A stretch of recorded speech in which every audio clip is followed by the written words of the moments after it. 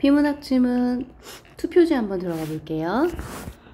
어떤 안건을 대하는 집단 구성원의 생각은 각기 다르므로 상이한 생각들을 상이하다, 서로 다르다, 서로 다른 생각들을 집단적 합의에 이르게 하는 의사결정 과정이 필요하다.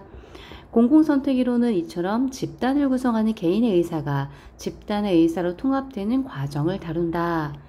직접민주주의 하에서의 의사결정 방법으로는 이거 주의하셔야 돼요. 우리가 지금 보고 있는 거는 직접민주주의 하에서의 의사결정 방법입니다. 무슨 얘기냐면 구성원 모두가 직접 투표로 결정하는 방식이에요. 그러니까 국회의원 같은 또는 시의원 같은 대리인을 내세우는 게 아니라 국민 모두가 직접 참여해서 의사를 결정하는 방식입니다. 현대사회에서는 사실 이렇게 의사결정이 이루어지는 국가는 없다고 보셔야 됩니다. 너무 많잖아, 인원이. 어쨌든 단순 과반수제가 있고 최적 다수결제가 있고 점수 투표제가 있고 보르다 투표제가 있습니다. 이 중에 단순 과반수제는 투표자의 과반수가 지지하는 안건, 과반수니까 2분의 1을 넘어야 됩니다. 채택되는 다수결 제도입니다. 효율적으로 의사결정이 이루어져서 많이 사용되고 있지만 투표자는 찬반 여부를 표시할 뿐 선호 강도가 드러나지는 않습니다. 찬성, 반대 이건 되지만 약한 찬성, 많이 찬성 이런 건 아니죠. 안건 채택 시 사회 전체의 후생이 감소할 가능성이 있다. 왜냐하면 단순하게 이렇게 생각해 봅시다. A라고 하는 사람이 어떤 안건에 대해서 1, 2, 3, 세 가지 안건에 대해서 찬성, 반대 요렇게만 표시할 수 있다는 얘기잖아요. 그런데 막상 이 A라는 사람이 1안건에 대한 선호도가 그렇게 높진 않아. 2번이나 3번에 비해서 아주 근소한 차이로 이 1안을 선택했을 때 이러한 선택들이 B, C, D 이렇게 많아지면 선호 강도를 조사했을 때는 채택된 안건보다 채택되지 않은 안건의 이 선호도가 높을 수 있단 말이야. 그래서 그런 경우는 채택된 안건보다 다른 안건에 대한 선호가 더 높기 때문에 사회 전체의 후생, 만족도가 감소할 수도 있겠죠. 다수의 횡포에 의해 소수의 이익이 침해되는 상황이 발생할 수 있음을 의미한다. 소수의 이익이 침해되는 상황, 그러니까 간절하게 어떤 안건을 원하는 수적으로 적은 사람들의 이익이 완전히 배제되는 일이 일어날 수 있다. 또한 어떤 대안들을 먼저 비교하느냐에 따라서 그 결과가 달라지는 투표의 역설, 비교에 따라서 달라질 수 있다. 그러니까 비교 순서에 따라서 달라진다는 얘기입니다. 먼저 비교하는가. 예를 들어서 가불병 세 사람이 사는 마을에 정부에서 병원, 학교, 경찰서 중 하나를 지어줄 테니 투표를 통해서 선택하라 했습니다. 세 사람의 선호 순위가 아래와 같다고 했을 때 세 가지 대안을 동시에 붙이면 하나의 대안이 결정되지 않아요. 왜냐? 갑의 1순위는 병원, 을은 학교, 병은 경찰서잖아요. 한 표, 한 표, 한 표 끝. 결정되지 않아. 그래서 먼저 병원과 학교, 경찰서 중에 두 대안을 선정해서 다수결로 결정한 다음에 남은 한 가지 대안과 다수결로 승자를 결정하면 최종적으로 하나의 대안이 결정됩니다. 그런데 비교하는 대안의 순서에 따라서 표의 투표 결과가 달라질 수 있습니다. 이건 객관식 문제로 반드시 출제가 되겠죠. 예를 들어 봅시다. 첫 번째, 이 문제 푸는 거 쉬우니까 복잡하게 생각하지 마세요.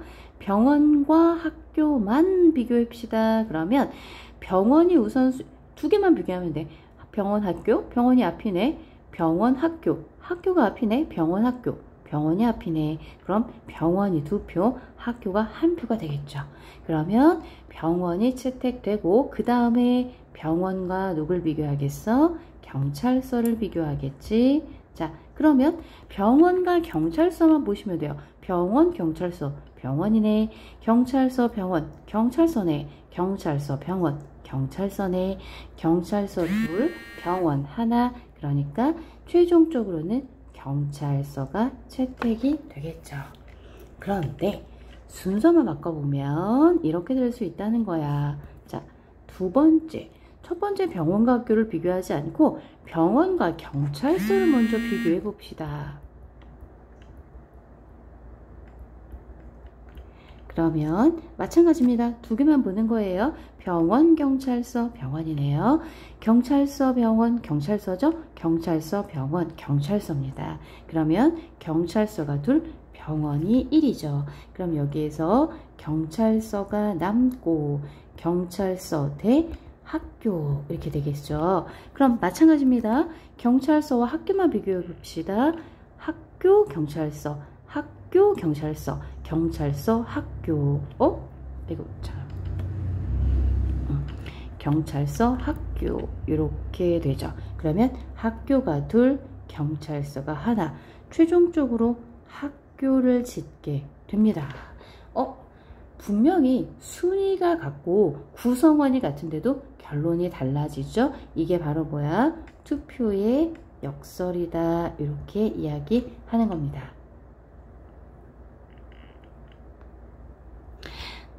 최적 다수결제의 투표에 따르는 총 비용이, 자, 최적 다수결제는 최고로 적합한, 얘는 총 비용이 최소화되는 지점을 산정한 다음에, 자, 비용 들어가는 돈이죠. 안건의 찬성자 수가 그 이상이 될 때 안건이 통과되는 제도입니다. 총 비용은 의사결정 비용과 외부 비용의 합으로 결정됩니다. 자, 총 비용은 의사결정 비용 더하기 외부 비용 이렇게 돼요. 의사결정 비용은 투표자들의 동의를 구하는 데 드는 시간과 노력에 따른 비용이라고 했습니다. 자, 지금 투표자들의 동의를 구하는 데 드는 이라고 얘기했으니까 의사결정 비용은 찬성표가 높을수록 증가합니다. 외부 비용은 안건이 통과될 때마다 반대했던 사람들이 느끼는 부담. 자, 이 부담을 수치화했을 때 이게 바로 외부 비용이 되죠. 그러니까 찬성 비율이 높아질수록 낮아지게 됩니다. 자, 왜냐하면 이 부담이라고 하는 건 반대했던 사람들이 느끼는 부담이니까 찬성 비율이 높으면 그만큼 반대 비율이 낮다는 뜻이고, 반대 비율이 낮으면 당연히 부담도 줄어들기 때문에 역시 외부 비용도 줄어든다 이겁니다. 그래서 의사결정 비용은 찬성표의 찬성의 비례, 외부 비용은 찬성의 반비례 이렇게 생각하시면 돼요. 모든 사람이 찬성할 경우에는 당연히 외부 비용은 0이 됩니다. 안건 통과에 필요한 투표자의 수가 증가할수록 의사결정 비용이 증가하므로, 자, 투표자 수가 증가하면 이들의 동의를 구하는 데 드는 시간과 노력이 많아질 테니까 의사결정 비용이 증가하겠죠. 그래서 우상향합니다. 그래프로 그렸을 때 투표자 수라고 이야기해 볼게요. 자, 여기는 비용이라고 합시다. 그러면 투표자 수가 많을수록 의사결정 비용은 늘어나겠죠. 이와 달리 외부 비용은 감소합니다. 외부 비용은 우하향한다. 투표자 수가 많아질수록 얘는 외부 비용은 우하향한다. 두 곡선의 합한 총 비용 곡선이 U자 형태로 나타납니다. 자, 얘는 이렇게 나타난다. 이때 총 비용이 최소되는 곳, 여기 총 비용이겠죠. 최소되는 곳이 최적 다수결제 안건 통과 기준이 되는 최적 다수 지점이 됩니다. 이 제도는 의사결정 과정을 이론적으로 명쾌하게 설명할 수는 있지만 기준을 정하는 데 지나치게 시간이 소비된다는 단점이 있습니다.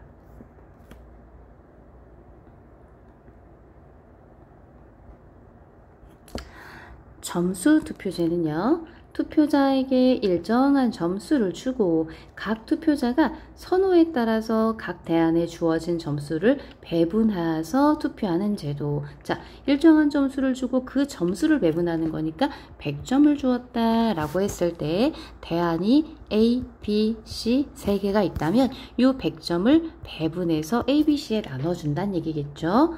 합산해서 가장 많은 점수를 얻은 대안이 선택이 됩니다.